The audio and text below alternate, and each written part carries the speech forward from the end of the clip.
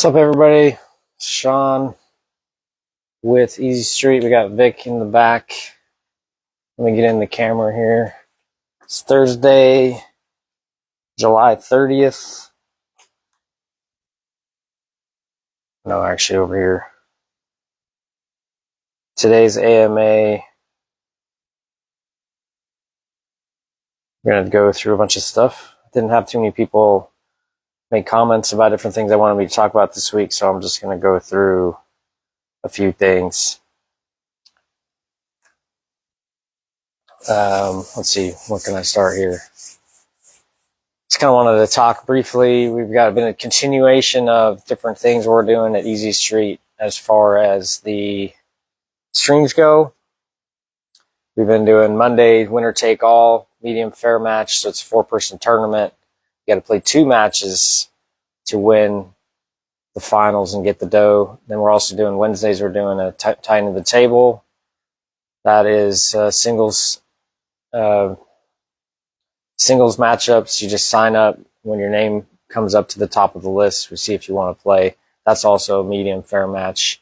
And then on Thursdays, we're going to be doing the Scotch Scony doubles starting on August 20th, which is going to be Scotch doubles with your partner against the other team, and then singles alternating between you playing against one player and then the other player, and then it's just going to be scrambled up and rotated to get maximum randomness as far as who you're playing and your opponent. And what I wanted to talk to you a little bit about is just some observations that I've had and that I've been making about the way that this is all kind of going down, because I think that there's the medium fair match or the fair match system in general has been underutilized in conjunction with the Fargo rate. And it seems to me as though it's a very good way to match players up and get competitive scores with players of different skill levels, and the experiences that you get from entering into such a competition. So I wanted to talk briefly about that. I think it's very interesting where it's just not that often that you're basically getting weight from a player that plays better than you if you're a low-rated player. So many of the events that people are playing and they're, promoted are capped where there's a maximum Fargo limit where no one can be over that Fargo limit. And the majority of players try to be right near that limit when they play, the cap, which I think is the right move. Statistically speaking, the higher your Fargo is, the better you're supposed to be on paper. And thus you enter into a tournament that has no players higher rated than you because you yourself are at the max. Should give you the best opportunity to win, which is, I think, why people play tournaments, is to win. I think that one of the things that then you're entering into tournaments where the majority of players are at your skill level or below. Some people may be underrated, which means their Fargo may be lower than their true skill level through either maybe they haven't been playing a lot over the last few years and they're still playing league and they play once a week. So then a lot of their games are just being played under a situation where they're not really prepared to play their top pool. Now they're decided they're going to play into it in a tournament with the cap Fargo, and they've been putting in a lot of time over the last several months to get their skill level up, and then maybe now they're playing at 40 to 50 points above the level that their last 2 to 3 years worth of results would speak about. And I think that that's the main situation that most people get involved with, is that they enter into these cap tournaments and then they wonder why they're so tough. And it's mostly because the players are mostly underrated that are winning those tournaments through that mechanism, or through the mechanism of that they're a new player and that they started out at 300 or 400 level and now they've just continued to grow and evolve their skills, and their Fargo takes time for it to catch up to their ability. And as they increase, it just will never catch up. There's a lot of young players now that are, 14, 15 years old that are approaching 700 Fargo, that their true, actual skill level may be closer to 750, and it just takes time for that to continue to put the reps in. And then as their skill starts to plateau at a certain point, then it will achieve parity and be right there where they're, once their Fargo stops going up, that's actually how good they play in a semi-permanent basis until they were able to reach the next level. Because I think as you get better, there's going to be certain plateaus that are tough to get past. You got to figure out how to get beyond that. So this fair match system is creating another situation where we're playing against opponents that have much different skill levels than we are. However, that the points and the scoring is set up to where it's still statistically that the lower player can win, even though, the better player is still a bit favored. If the lower player plays good version of themselves and the better player doesn't play up to their speed, then the lower rated player could easily win. And I think that one of the things that's kind of shaking out is seeing how the higher rated player typically is going to struggle a little bit more than they usually have been. And that's because they can't take the pressure away from themselves, knowing that each game that they give away is just hugely important to the other player. And then on the flip side, the lesser player, the lower rated player, is struggling to execute in situations where against an equally skilled opponent, they would probably execute, and that they're still faced with the illusion that there's real pressure on them when there's not nearly the pressure that they think because of the situation that's actually exists, which is that people are paying too much attention to their opponent and they're trying to read into their opponent and they're feeling the energy of their opponent, and they don't have the boundary and separation that they need from that whole scenario to just realize that when there's 2 or 3 balls on the table, it does not matter who you're playing against. You are just running the balls out, and that you need to learn how to separate what's going on with the game and the scenario as much as you can from what actually needs to happen in the game. So I'm sort of speaking towards both players. The better player thinking about how important it is to win every game versus a lower rated player, because, if you're given, for instance, we had Bo Bologna giving Kelso Woodwick and also John Bay back-to-back weeks 16-6. So he had to win 16 games. His opponents had to win 6 games. Kelso's version of pool is different than John Bay's version of pool. Yet we had kind of the same situations happen where Bo caught a little bit of gear and started running a lot of racks and caught up. And at the end, he kind of slowed down just a little bit and gave opportunities for his opponent. And I think that his opponents did well to get in position to win. However, we're not able to execute down the stretch through the pressure.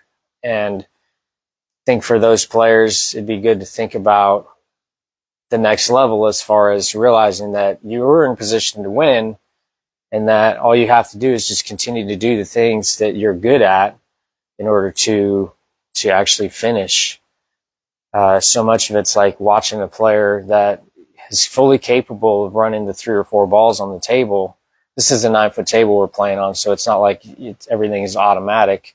The thing is that it's apparent that they just need to add a little bit more robustness to their system so that when they get in these pressure situations, they can rely on a more reliable way of doing the thing versus kind of just getting in there and then just, feeling the feels, and then that leads them to shoot the shot the way that they're feeling, and they haven't created techniques that allow them to move forward. And then also the better player in this situation, is obviously as a top player in the area. The reason why people are at the top is because they are learning from these experiences and getting better. And I feel like Bo is definitely benefiting from the experience that he's getting by giving up these bigger games to opponents that are lower Fargo.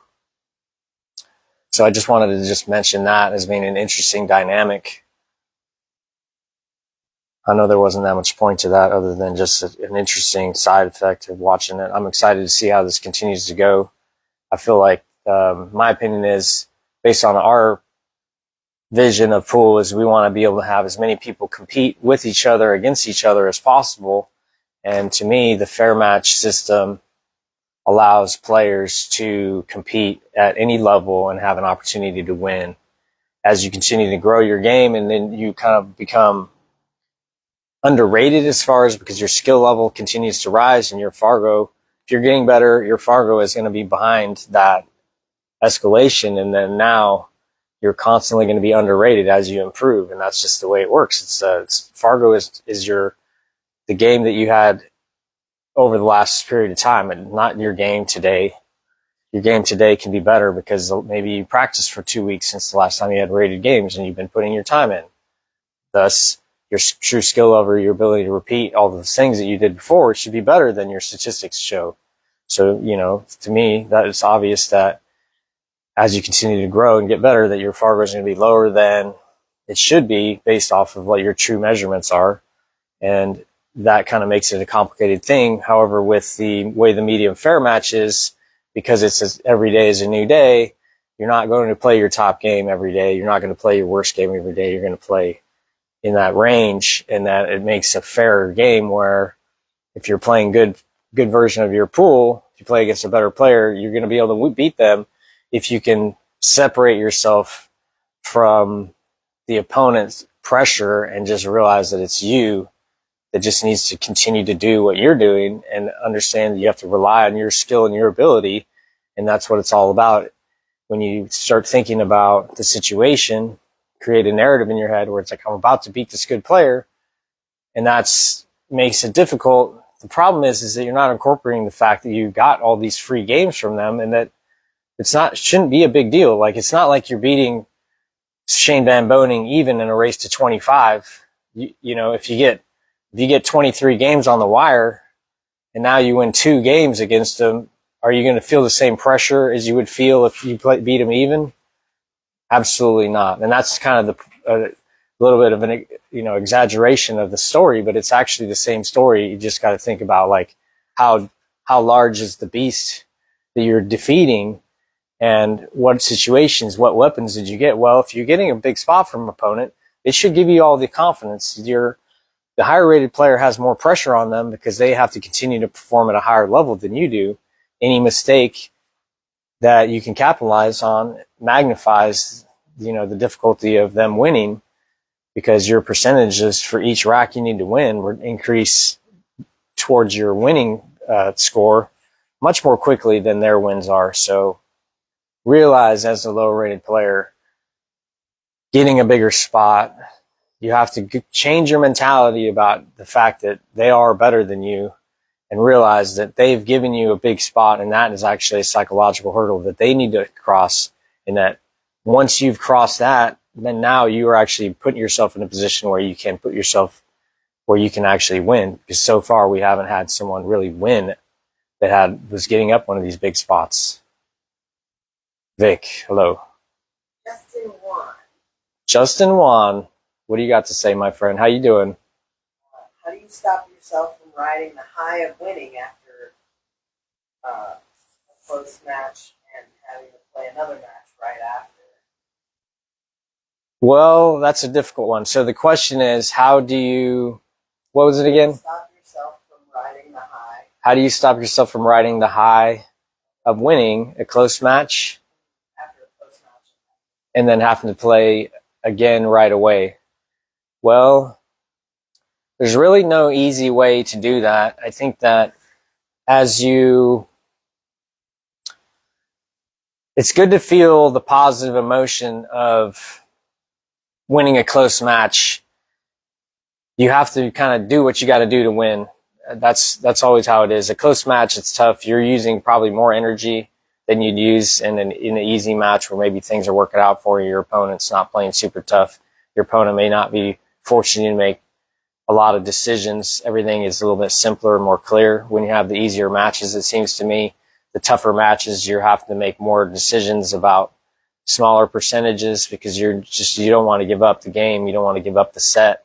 at the end. So you're going to work harder to grind, and thus you're going to have a little bit of an energy expenditure there that maybe you're not going to say that you're going to wear yourself out, but you're going to tire yourself out a little bit more than in an easier match. So I think that's kind of what we're dealing with. Now, as you go into the next match, you're going to have your energy level that you had. I think that if you can zoom out just a little bit, it can help yourself realize is that the two main things that you need to be able to do is you got to be less serious when you're in close matches so that you're burning less extra energy. And then also you have to learn a reset so that you can start each match fresh. And I think that you can't necessarily be fresh, but you got to realize is that you have the energy that you have at the moment that you have it. And it's more about being objective. If you don't realize that you're tired or that you need a little focus a little bit, then you know that you're lacking focus because your energy is depleted from the last set and you haven't recovered yet. Then now when you go into the set and you don't notice that, then you're going to struggle because your energies are going to be off. So a lot of it has to do with kind of being able to observe your energy level going out of the set and then into the next set and figure out a pathway to allow yourself to just be more even keel through the whole thing, if that makes sense. You want to not get so wrapped up in the close sets and the tough sets to where it actually takes away from your ability to win the next set as much as possible. Obviously, you have, in a tournament situation, you only have 2 lives. When you almost die in one match, you come out ahead and now you're kind of beat down a little bit. It's like, well, it's just kind of like if you think about the old UFC days, it was just like you kept fighting until you won. And if you took too much damage, then now you can't win because you're just too beat down. And then your opponent, if they took less damage throughout their part of the tournament, then now you're not going to have an advantage. In fact, you're going to be, maybe you can't even compete. There's people that won matches and had to bow out of those types of things. And obviously pool, you're not going to necessarily hurt yourself to where you can't continue. With that being said, is that the mental and physical drain through these intense matches will wear you out and decrease your ability to perform at as high a level in the subsequent matches. So you kind of have to just decide, okay, how can I develop a way of playing that reduces my need to feel like I have to be playing at a high intensity level all the time in order to win, which is where it kind of comes into play, where the more routine you make your game, the more decisions about what you're doing you can make in advance, and then you rely on the framework that you've created.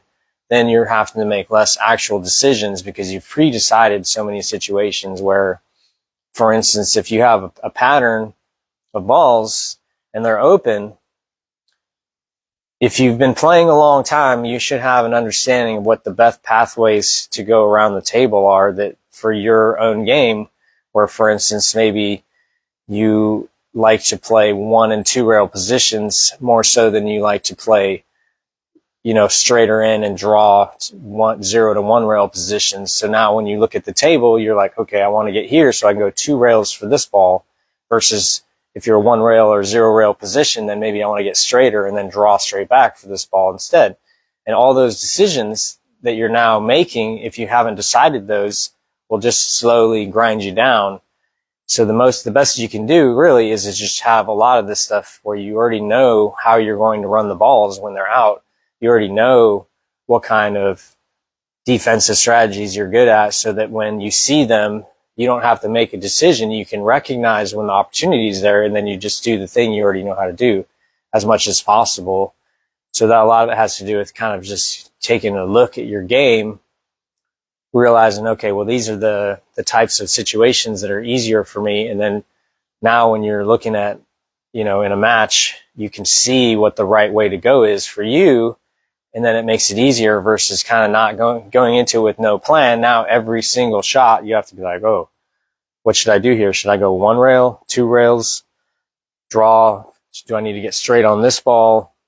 And you start asking all these questions. And then through the decision fatigue, which is a real thing, which is over the course of the day, each decision you make reduces your ability to make continued good decisions. And this is a real thing that's been talked about, which is why, like Steve Jobs only wore the same sweatshirt every single day, because he didn't want to have to make a decision about that, because he knew that later in the day, having to decide what he's wearing today would actually make a decision worse. And he's like, well, it's not worth the money to have to make a decision in the morning that I could use and make a better decision later when there's millions of dollars at stake.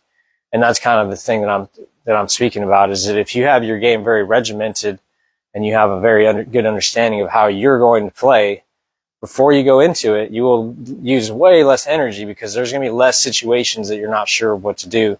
And as you continue to gain experience in competition, one of the goals is to see where the patterns are repeating and see where you're struggling to make good decisions, identify those, and then find a way to make good decisions as far as the way you like to do things, so that then when you're in the situation now, you already kind of have an idea where to go, where you're not just trying to invent the way right now. You already know kind of the path, you know how you like to do things, and then you can just fall back on that.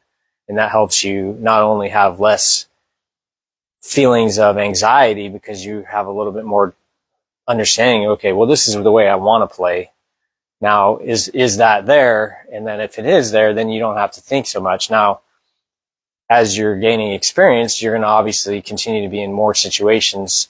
As you play against better players, they're going to put you in these spots where you don't know exactly what to do. And that's basically what pool is all about, is that the better players are going to put you in trickier spots. They're going to force you to make mistakes because you don't know exactly what to do. And then you'll choose the wrong thing, or you'll execute, not as well as you needed to. And that will give them an opportunity. And through that whole process, you got to realize that that's what's happening. And then partly you have to then realize is that if I take too much of that too seriously, I'm only going to burn more energy stressing about whether or not the outcome of this shot is going to give me the win, or they're going to have an opportunity. So some of it is having that perspective as well, of just taking a step back and being like, the reason why I'm here playing against this player is to get better at pool. So partly I need to be objective about what's going on as much as possible, so that I can make better decisions. Not today necessarily. It's hard to make good decisions knowing that you're making good decisions until you have experience. To quote, I don't even know who said this, but it's a very good quote, is that in school, the test comes after the lesson, but in life, the test comes first. The lesson comes afterwards. You are always constantly going to be in situations you don't know what to do, and there's not going to be a clear answer.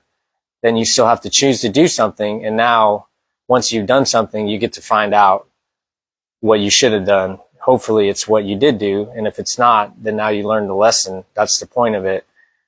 That's one of the things I think that's really difficult about pool is that you're constantly being in these situations where you don't know what the right thing is to do. And then it can cause a little bit of paralysis, where you don't want to make a poor decision, but you don't really know what the right thing to do is. And then it forces you to think about your values and all these other things and take a step back. And then once you've done all that, then you just do a thing. And the whole point that I'm trying to make here is that I think that when you can take a step back and realize that the lesson's coming after you make a decision, now the most important thing to do is always just to make a decision about what to do and be objective about what's about to happen, and know that we're here to learn. We would like to win, but you either win or you learn. That's how it is. You're either validating that you made a good decision, or you're learning from a poor decision. And then now when you're faced with a similar situation later, which a lot of these tournaments, it's kind of the same thing every day. You play 1,000 of them, you'll realize that mostly it's the same thing going on every single tournament. There's a few different variations about how it can go down. And if we're collecting information and using that to help us make better decisions throughout the process of playing all these tournaments, one of which is to be just a little bit less emotionally, hinged on and hanging on the result of every shot. Because if you can take a clinical, analytical, objective viewpoint when you're shooting a ball, then you'll be able to see pretty clearly what you did wrong, how good of an idea it was to shoot the shot that you shot pretty much immediately. And if you're worried more about making it then seeing where it goes exactly to know how to improve for later, you're missing out on an opportunity to receive a lesson. And that's one of the things that's very, very important, is to take a step back and realize we're not necessarily here to win today. What we're here to do is continue to grow. If I win today, it's more of a validation that what I've already been doing is working. If I don't win, then that's an opportunity for me to grow. And then that hopefully will then lead me to that place where now my decisions are being validated through winning. And if I don't continue to grow and learn, then now I will limit my eventual amount of ability to win. Because as other players are learning and growing, they're going to be continuing to try new techniques against you, and you're going to have to then deal with all that stuff. And if you don't have a system that incorporates growth, then it's going to be very difficult for you to continue to compete over the long haul, because as your body starts to get older, you don't have the same level of execution as you could. You also seems like somehow as we get older, we have more things to do with our time than just hit balls all day. And now we're faced with the reduced ability to just hit as many balls as we need to learn the thing. So we're forced also to try to increase this pace at which we learn. And that even requires extra objectivity, extra, mental techniques that allow us to learn faster through just taking each situation like from a beginner's mindset, so that you're not so much thinking about what you already know. You're thinking more about what is the best thing here that I can't see, because I am trying to grow. So if you know what I mean? Stuff like that. I hope that helps and wasn't too long-winded. You have anything else? Feel free to re-comment, and if you have more questions about that. So this is one thing that I was just going to read out that I kind of was thinking about. And this has to do, I think, more with the philosophy of pool as you continue to grow as a player. Is that the idea of it is that if you're growing, that means you're expanding, right? An alive creature or a plant or whatever, its main function is to continue to expand as long as it can and survive as long as it can through expanding into its environment. It's not going to just necessarily stay as big as it is. When it has resources fed to it, sunlight, say a tree, right? Sunlight, water, nutrients in the ground, it's going to grow its roots, and it's going to continue to grow as big as it will be allowed to grow before the environment forces it to not be able to grow any bigger. It's just that's the way everything seems to be. So if you take that and you yourself are a living object, and your goal is to continue to grow as your body continues to evolve, as through its time on this planet, it only will grow to a certain amount of, size. I am 5'6". I am not going to be taller tomorrow than I am today. I know that, but my body is not growing anymore. However, it is aging. The thing is that as I experience more of life, then I can grow my knowledge, grow my understanding of how to use my body, how to use the physics and the fundamental laws of nature to continue to grow beyond my body, so to speak, so that I can grow everything. And like part of pool is it's just like, well, the physics are set. If you understand the cloth dynamic, the way the ball rolls, all that stuff, more and more deeply through expanding your knowledge of what's going on, then you can use that understanding to then create a shot that is a better shot than one that you'd prior had been able to strike because of the lack of knowledge that you once had that you now have. So what I kind of propose to a lot of people as far as the thought process when you're in competition is take away the element of like, I need to defeat my opponent. What you really need to do is you need to grow your game. If you grow your game, you're naturally pushing the environment away from you, and you're in control of more, not necessarily more space, but more of the world, where you can do more things. And now it's not that your opponent is less capable. It has nothing to do with that. It's just I'm growing. And as I grow, my ability to dominate my area increases. My control of my area, of my space, of my understanding of the game, of my skills continues to grow and get bigger. And that by adopting a mindset of growth, you have to decide, okay, well, how do I grow? Well, the act of growth is actually essentially you're creating something and making it bigger and expanding it. So with pool, learning new shots, learning new situations, all of that is like, well, you're creating something, so when you're actually shooting the shot, learn how to create a shot that's more detailed, a shot that does more work with less effort. As part of the progress is that as you get older, you realize that, when you get a package in the mail, when you're like 21, you're going to be ripping the box and just battling with the tape.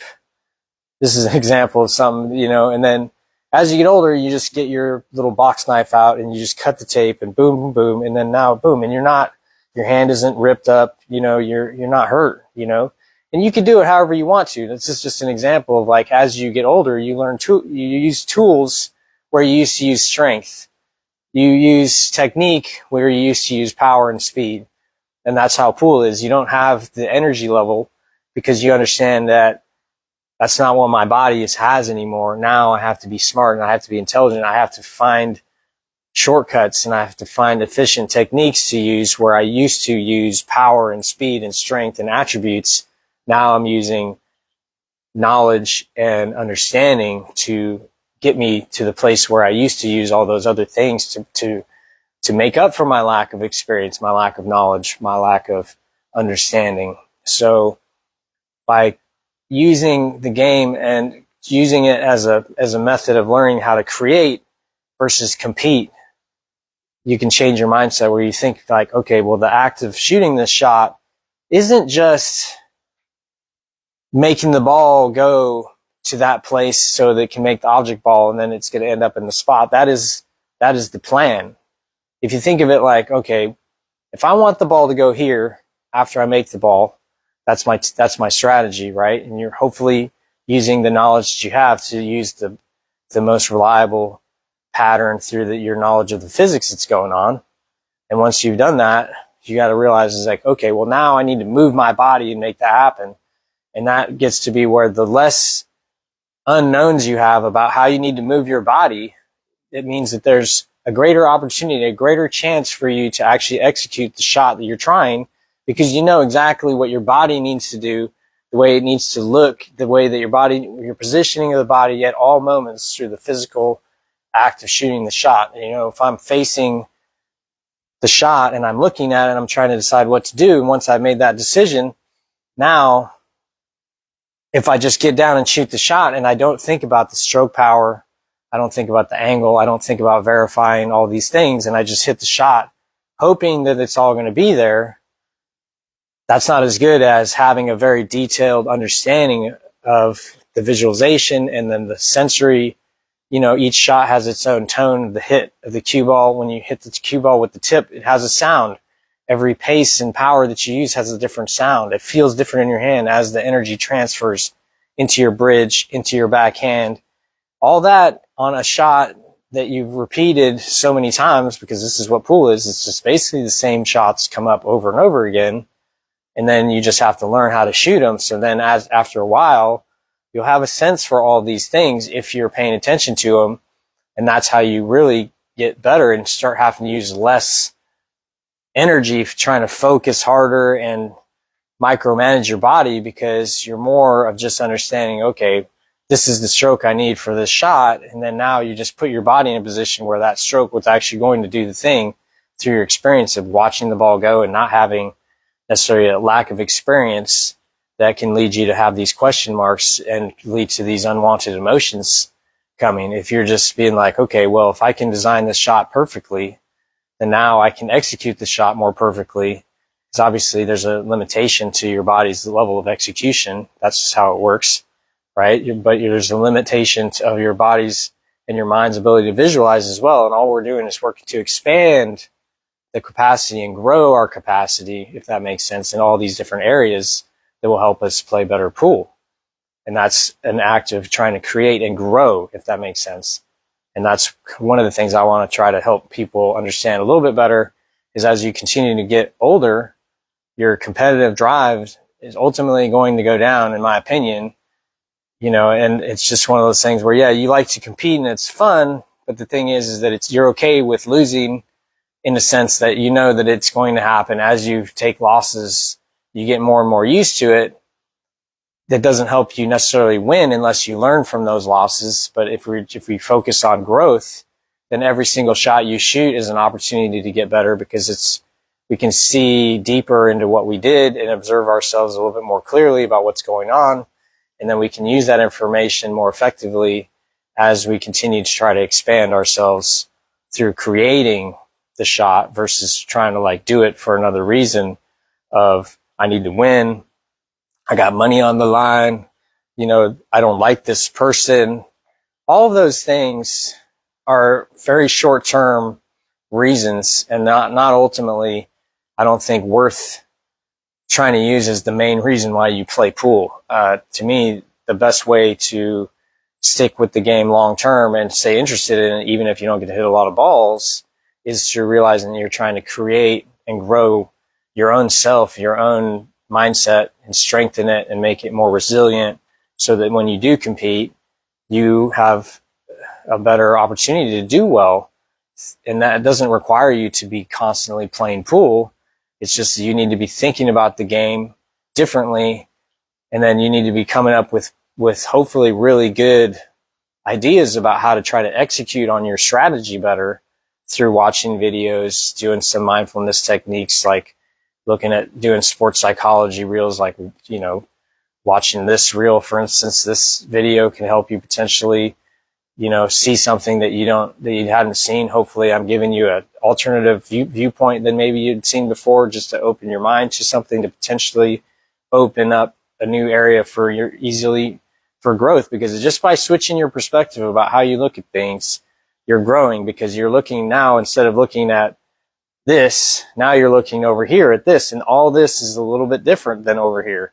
And then you can compare the two viewpoints, and then now you're creating a third viewpoint out of the two viewpoints. And I'm just sharing my viewpoint so that you can take that, look at your own viewpoint, and be like, well, maybe there's some things in there that I can evolve and thus grow, which is the point of what I'm trying to say, is that just by watching these videos, you're going to grow as a person just by thinking about, what's my viewpoint? Think about me, Shawn Lewis, what I'm thinking about, how I'm trying to help you guys see a little bit differently what's going on, so that you can stay a little bit more relevant in the game, and not be so struggling with certain things. As far as like getting tired happens a lot more easily when you're working at something that you don't like doing as much. And if you think of it like, it's like you're going to battle when you play a match, the whole thing is that no one wins in a fight. You get, you know what I mean? You get hurt a little bit. Maybe in a pool match, it's not so bad, but you're going to get fatigued if you're trying super hard.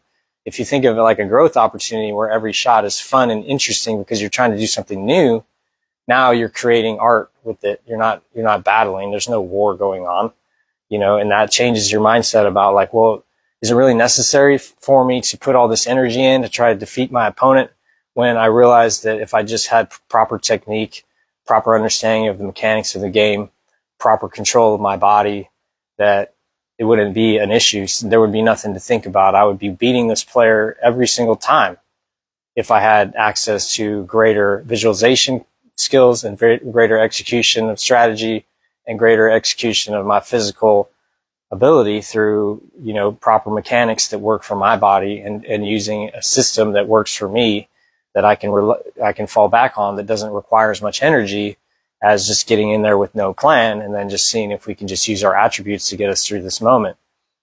As you get older, you got to develop all these things, and this is the conscious development of all these activities will then enhance your game without you necessarily having to play tons of pool.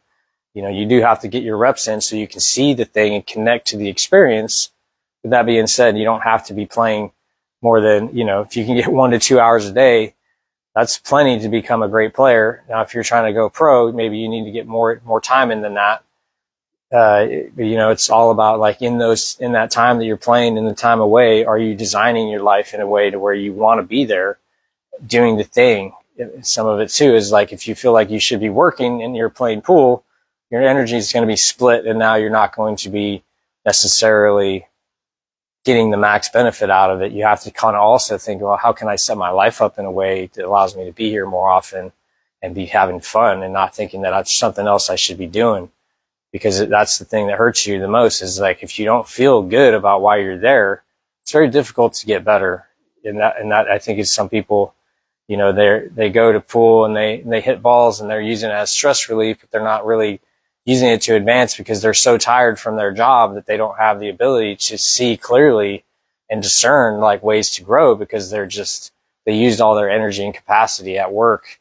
And now at the end of the day, they're struggling to have consistency because their decision fatigue is so high where they're just tired, you know, and, partly if you set your life up in a way to where everything is more automated and it's on a schedule, then you don't have this issue as much because you're not thinking about making all these decisions about what to do and where to be all these times, you know. And if you want to get better at pool, one of the best ways is to just schedule your life to where it's in there and then make it okay to be that way, you know. And it's not easy to do that. It takes a lot of, you know, sacrifice and commitment to all that stuff. But that's part of the creation aspect of what I'm talking about. What do we got next here? Just in responding to your answer to this question, said Oh. solid advice. Yeah, decision fatigue is huge. You know, I guess I'll talk about that for a brief moment, maybe the rest of the time, because this is a really big deal. So much of pool is, you know, when people ask the question of what's the right shot here, when they ask that, that's the crux of decision fatigue. Is the reason, you know, some people, you ask a good player to tell you what the right shot is, and it's so difficult to answer that question because as you get better, you start to incorporate more different criteria into your decision-making process, and that as you have more knowledge, you can actually get more confused because there's more different things you're thinking about, and those things, then you have to weigh every little thing, be like, oh, well, on this table, maybe I shouldn't use that kind of English because it's a little bit grippier, and then I have to put a little bit more of a pure stroke, and then if I don't quite hit it perfectly, then the cue ball is going to slide off the target, or the English will die, and then that's going to cause a negative result. And then maybe instead of that, I should just go with more pure shot making and then try to use proper speed to execute the shot. And that if I do that now, then maybe I should, instead of hitting it into this zone, now I have to play this other pattern because now the other shot doesn't exist exactly the way I wanted it to because of the characteristics of the interaction of the balls, so on and so forth into infinity. If you know that much about pool, and that becomes its own huge, like, Pandora's box that you open by even asking the question, well, what's the right shot here? And the best thing that I can always say to people is that when you're having to make decisions and you're not being told what to do, it's a lot more tricky. There is a way to play the game where you don't ever have to make decisions, and that is you're just relying purely on your instincts. And the only way that you can develop your instincts is through self-observation. What I try to tell people to do is with pool is you always, if possible, you shoot the first shot that makes sense. Always. The thing is that if you do that, you have to then observe what happened and decide, was that actually the right shot? Did it accomplish the goals that I wanted it to accomplish? So there's an analysis phase that has to occur. If you're just constantly shooting your instinctive shot, that's good. However, if you don't develop your instincts, you're not going to get better. You're just going to be an animal that just does what they do the whole time. Repeat. It's just a program. You have to evolve the program over time. You execute your instinct and hone your instincts over time through experience and deciding, you know what, I didn't want to scratch there, so I just needed to hit with more draw to avoid drawing, letting it slide into the scratch. For instance, I didn't want to feel that mistake again, so now I learned my lesson by having an analysis phase after I shoot the shot that's right in front of me. One of the things that's amazing about pool is there's really no right shot. There's a result that you want, and any shot that achieves that result is the right shot. There could be a million or there could be only one. Doesn't matter. What matters is that we're trying to achieve a goal. Any shot that makes that goal happen is the right shot or can be the right shot. It doesn't have to be that one is better than the other, because the thing is it depends on the goal that you're trying to. So if you're a goal-oriented person, this is a good thing to think about, is that I like to find efficient ways to get around the table. It's because it's fun. I want to shoot and maximize all the different factors to increase my percentages. That's what I like to do. I don't like to work too hard at it, but I use a lot of mental energy in order to do that, because then now, after 30 years of doing this, maybe my whole life and doing it unconsciously, now my instincts are honed well enough to where I can not only can see one shot as being the correct shot, but I actually can see the truth of it, which is that any shot that gets me there is the right shot. It doesn't even matter. By even spending too much energy on it, you're actually now making it a decision that shouldn't even exist. You're increasing your level of fatigue. So much of it is you don't think about what to do. You just do it. You do whatever, and then you find out later. The thing is with pool, it's like if you're consciously be like, well, this is where my cue ball on my next shot, and I see this pathway that gets me there after I make the ball, that seems to me as though that should be the right shot. Now, whether or not you're using draw, left English, spin of some weird sort, you're hitting extra power, all that all decision making should rely on your ability to execute on that shot, which you should know instinctively whether or not that stroke's available to you. And that's part of it, is can I make a decision to shoot a shot that's something that I can execute, and that should be instinctually known beforehand. You should have a feel for whether or not you're making a decision that's in alignment with your ability. Now, with that being said, as you're developing in your game, there's a conscious element where you're consciously making decisions to increase your capacity through experimenting with shots that you're not as good at as maybe a different shot, so that later on you have the option of shooting multiple different shots because you're not stuck with this one instinctual shot. So the partly is you're honing your instincts to develop your game in such a way that it becomes a product. Your instincts are not just given to you at birth and you just live with them forever. You can develop your instincts consciously through deciding what kinds of choices, what kinds of goals do I want to accomplish with the shot, part of which is learning and growth. If you adopt a growth mentality, then now it's not just going to be about shooting the shot that makes the most sense at the time. You might mix that in with, what have I been practicing? What kind of shots am I trying to work on and become stronger so that I can rely on those more heavily in pressure situations, because those are the kinds of shots that I rely on in pressure situations that I'm not executing properly, because my instinct is telling me to shoot a shot, but then when I don't execute it properly, then I'm out of alignment. You should be hopefully shooting shots and picking shots that you can do. And if you're not, then you need to figure out which one of those things you need to change and grow into to be able to do it the way that you want to do it. Because I feel like your first instinct should hopefully be, it's an instinct of winning and shooting a high percentage shot that achieves all your goals, meaning you just get your breakout or whatever happens, and then your cue ball is in a good spot to shoot your next ball after you've pocketed the object ball as your main priority.